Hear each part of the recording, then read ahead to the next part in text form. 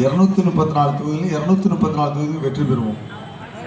அது மட்டும் இல்லை, உங்களுக்கு நல்லா தெரியும், இந்த அரசை தூக்கி எறிகிறதுக்கு இப்பயே அவங்க கூட்டணியில பிரச்சனை வந்துருச்சு. எப்போ தேர்தல் வந்தாலும் மக்கள் இரட்டையில சின்னத்தில் வாக்களித்து, நம்மளாம் இரட்டையில வாக்களிக்கிறதுக்கு தயாராக இருக்கிறோம், வாக்களிப்போம். 234 தொகுதியில் வெற்றி பெற்று கழகத்தின் பொதுச் செயலாளர் தலைமையில் ஆட்சி அமைப்போம் என்று கூறி நன்றி விடுவிடுகிறேன். நன்றி, வணக்கம்.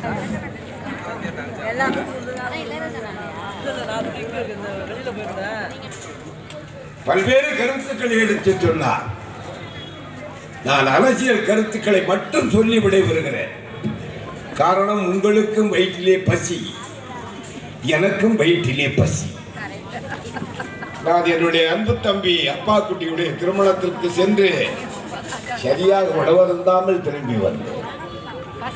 என்னுடைய அருமை தம்பி கேபிள் முஸ்தபா என்னை அழைத்து பிரியாணி சாப்பிடுங்கள் என்று சொன்னார்.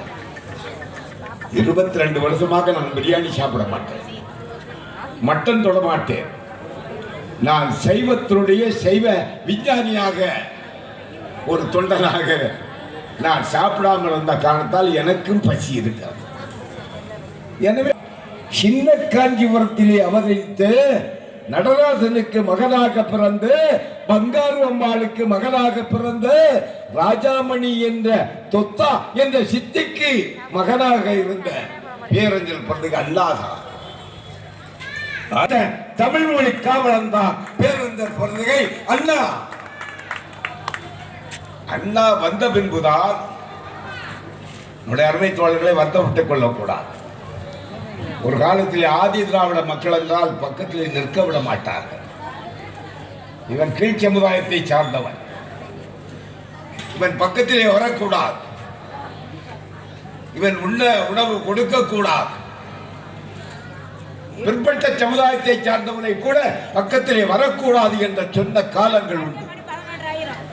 அந்த காலங்களை எல்லாம் தூளாக்கி என் தங்கத் தலைவர் பேருந்தில் பிறந்த அண்ணா அவர்கள் 1967ஆம் ஆண்டு தமிழகத்துடைய முதல்வராக வந்த பின்புதான் ஆதி திராவிட மக்கள் மதிக்கப்பட்டார்கள், பிற்படுத்த மக்கள் மதிக்கப்பட்டார்கள்.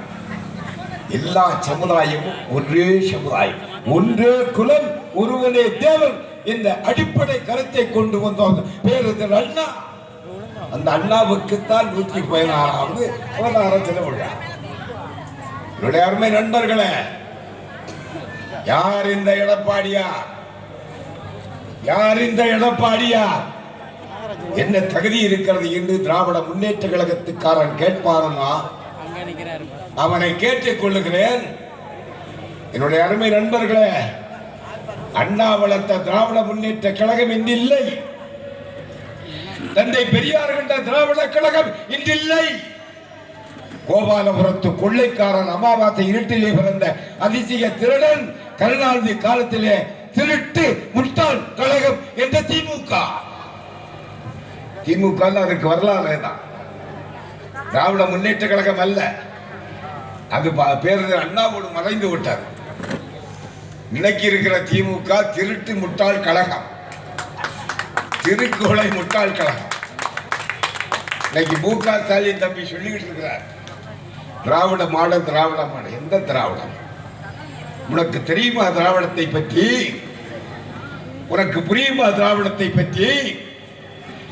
என்னுடைய அருமை தம்பி நேரு இங்கே இருக்கிறார், அமைச்சராக இருக்கிறார், ஆற்றல் மிக்க திராவிட முன்னேற்ற கழகத்துடைய பகல்வேசக்காரனாக அமைச்சராக இங்கே இருக்கிறார். நான் திமுக காரர்களை கேட்டுக்கொள்கிறேன், இருக்கிற நேரு எப்படிப்பட்டவர் தெரியுமா? என்னுடைய அருமை தம்பி நேரு அமைச்சராக இருக்கிறாரே, திருட்டு முட்டாள் கழகத்திலே ஒரு அமைச்சராக இருக்கின்ற நேரு அவர்களை யார் என்று தெரியுமா உங்களுக்கு? இந்த தமிழ் மகன் ஹுசேன் சொல்லுகிறேன், 4 வருஷம் 7 மாதம் தமிழ்நாடு வக்ஃப் வாரியத்துடைய தலைவராக புரட்சி தலைவி அம்மா அவர்களால் அடையாளம் காட்டப்பட்ட சாதாரண தொண்டர். இந்த ஏழை எளிய தொண்டர் தமிழ்நாடு வக்ஃப் வாரிய தலைவராக இருந்த போதே நேரு வக்ஃப் வாரியத்துடைய சொத்துக்களை அபகரித்து திருச்சியிலே வைத்திருக்கிறார். தெரியுமா உங்களுக்கு அவர் இருக்கிற அலுவலகம் எது? வக்ஃபு வாரியத்துடைய தமிழ்நாடு சொத்து. அது வக்ஃபு வாரியத்துடைய சொத்து என்று அங்கீகரிக்கப்பட்ட ஃபைல் என்னுடைய கரத்திலே இருந்தார். நான் அவருக்கு நோட்டீஸ் கொடுத்தேன், நேருக்கு நோட்டீஸ் கொடுத்தேன். நீ இருக்கிற வக்ஃபு வாரிய இடத்தை உடனே